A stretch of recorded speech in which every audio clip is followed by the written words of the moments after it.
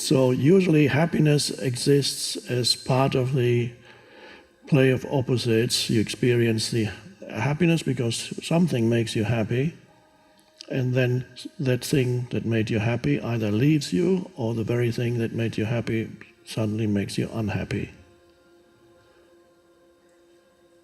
Marriage, for example. And for some reason, by some strange synchronistic event, I have two questions here which may be by the same person.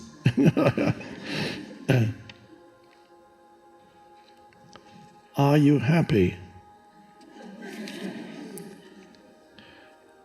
And then the other one, with so much sadness in the world, how can I feel joy and happy? Be happy.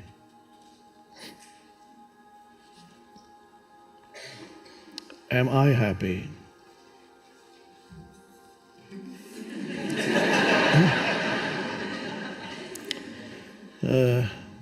No. I wouldn't call it happy. Some people might use that word to talk about, to point to a deeper state of connectedness with being. But conventionally, happy really is the opposite to unhappy. And so you go from happy to unhappy is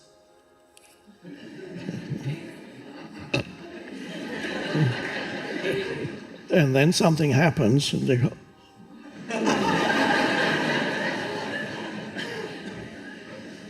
you know, the two masks that for theater, comedy and tragedy, the two masks, one is a comedy and then there's a tragedy.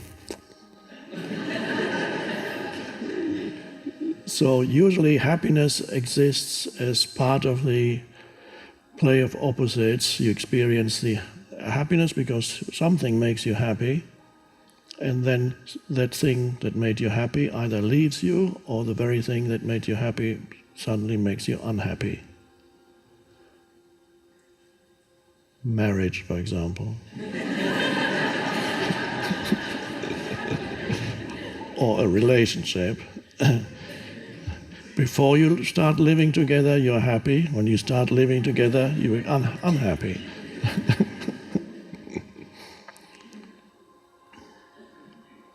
So, if it's not happy, what are we talking about?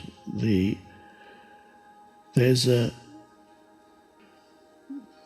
you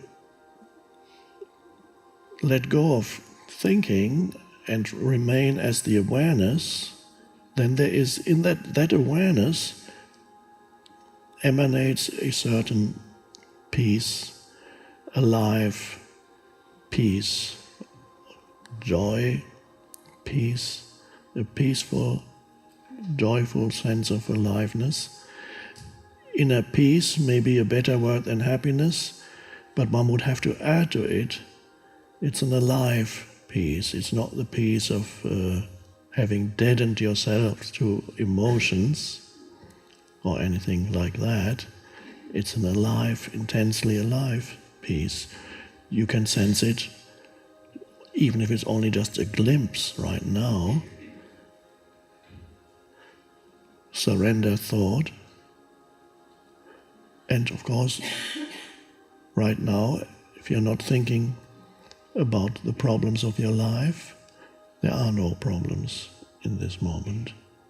There's only a sense of beingness or aliveness. And that is the connectedness with being. And so you transcend the opposites between happiness and unhappiness.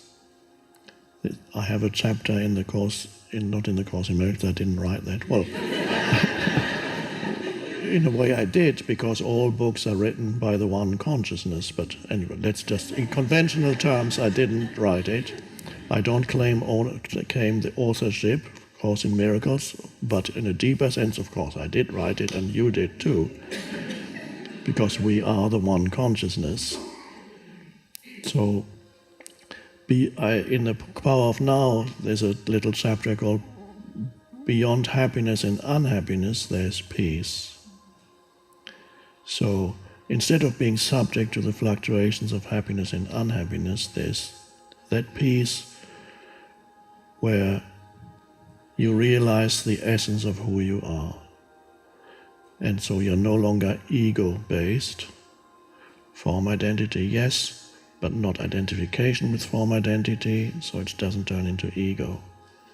And then you function in this world from that place of inner peace, and whatever you do or who you come into contact with, that your actions, your thoughts become a manifestation of that. And that's, if more people enter that place, then more people become peaceful human beings and do not contribute to conflict in the world, the madness of the world. Don't contribute to the madness of the world. Come back to the question, with so much sadness in the world, how can I feel joy and happy? Now, yes, there is a huge amount of suffering in the world. Why is there suffering? Because humans are disconnected from the source of who they are, and that is the fundamental source of suffering. That's how it arises. So if you say, I refuse to be happy until there's no more suffering in this world.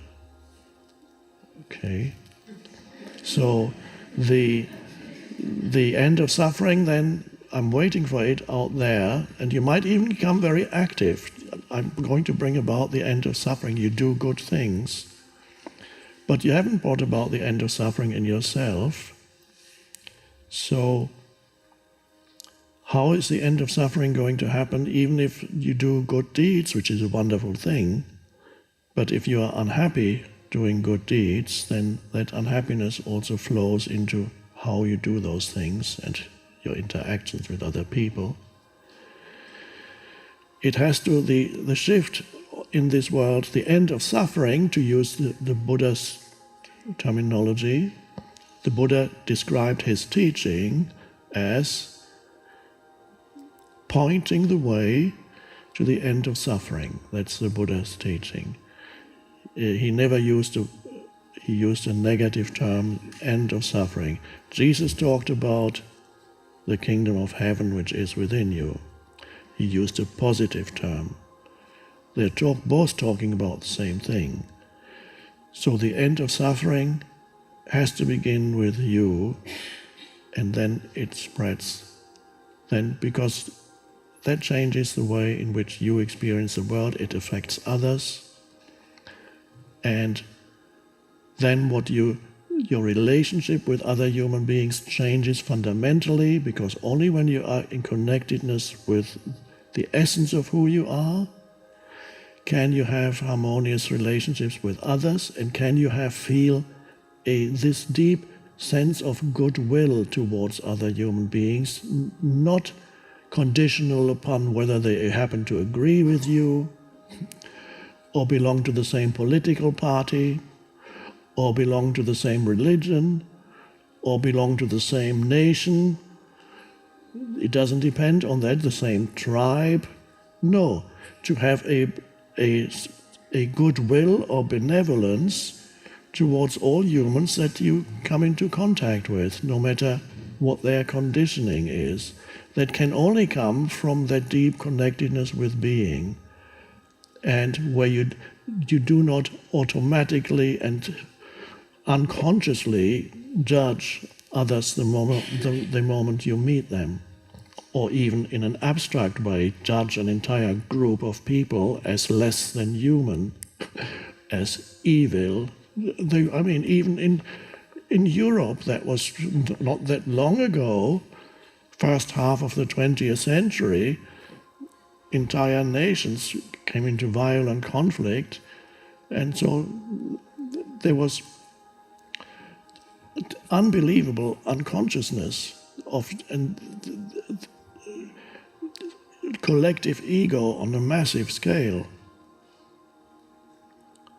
So it needs to start with you. Then this benevolence, this goodwill, changes the way in which you interact with other humans, and that changes on a small scale. And then gradually others other human beings here and there can also go to that place within and then start to live it. The end of suffering, and let's forget about happiness.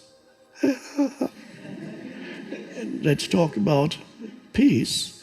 So it starts with you.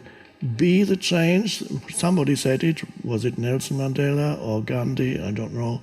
The One Consciousness said it. Be the change that you want to see in the world. So if you want to see peace, you have to embody the peace.